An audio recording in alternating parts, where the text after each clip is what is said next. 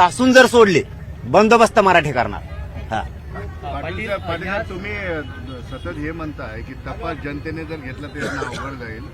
तुम्हाला असं वाटतंय की हे जर नाही झालं तर जनतेचा उद्रेक होईल? मी आता काय म्हणत नाही, पण एवढंच सांगतो, तुम्हाला तपास लागत नसला तर जनता तपास लावणार. शेवटी बाबा मारावं कसं याला सुद्धा खूप किंमत आहे. त्याच्या अंगात सुद्धा बघू वाटत नाही संतोष भायांचं. भयंकर आहे ते. इतका निर्गुणपणे खून या राज्यात आणि देशात पहिल्यांदा झाला असं. त्याच्यामुळे सुट्टी नाही. तुम्हाला आरोपी सापडत नाहीत. अरे चिलट ते तुम्हाला सापडणार काय, मग जनता सापडेल. तपास जनतेला घ्यावा लागणार. मी मग जे बोलतो ते करत असतो. मी सुट्टी देत नाही. कारण जर तुम्ही सहज लोकांचे जीव घेत असलात मुख्यमंत्री आणि गृहमंत्री म्हणून सहज तुम्ही जीव घेणार, कुठं पैसे देणार किंवा कुठं नोकऱ्या देणार, जीव गेला न्याय नाही मिळणार कधीच. ते आरोपी अटक नाही होणार.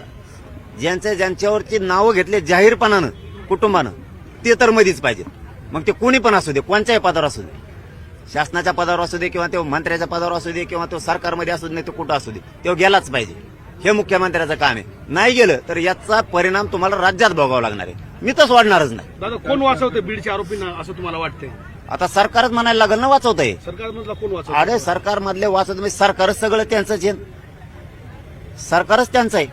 दादा, जर तुम्हाला साधे कॉल डिटेल निघत नसले, जर तुम्हाला निघत नसले, संतोष भाईंचे कोणी कोणाला मारलं, कोणी कोणाला फोन करून सांगितलं, नंतर पोलिसांना सोडून द्यायचं सांगितलं, हे जे प्रकरण आहेत आता उघडे पडलेत. आणि आता तर इतके पडायला लागलेत की ज्यांच्यावर 10-15 वर्ष 20 वर्षापूर्वी अन्याय झाला होता ते सगळे बाहेर निघायला लागले. कोणाचा खून झालेला आहे, कोणावर 307 झालेली, कोणावरच्या अॅट्रॉसिट्या दाबलेल्या आहेत.